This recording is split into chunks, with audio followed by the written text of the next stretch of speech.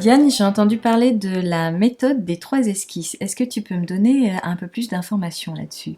Alors, les 3 esquisses permettent à l'architecte de proposer plusieurs possibles au maître d'ouvrage, au client, pour questionner le programme, parce qu'il n'y a pas de bon bâtiment pour une famille enfin voilà, au départ, on ne se connaît pas, il faut apprendre à se connaître en questionnant le programme et en questionnant les usages et l'esthétique. Donc effectivement, cette solution-là permet de laisser du choix et d'arriver à apprendre à connaître la personne qu'on a en face et pouvoir lui donner la meilleure des réponses. Exactement, ça permet d'ouvrir le dialogue.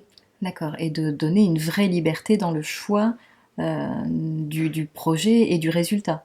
Ça oblige l'architecte à être radical dans son parti pris poétique et esthétique, et ça ouvre le dialogue au maître d'ouvrage pour comprendre il a le choix entre A, B ou C, ou A plus B, est-ce que c'est possible?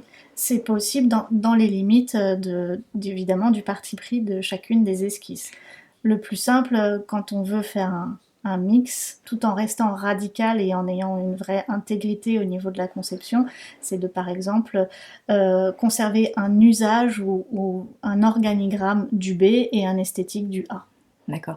Aujourd'hui, je crois que la loi MOP préconise aussi ce genre de méthodologie.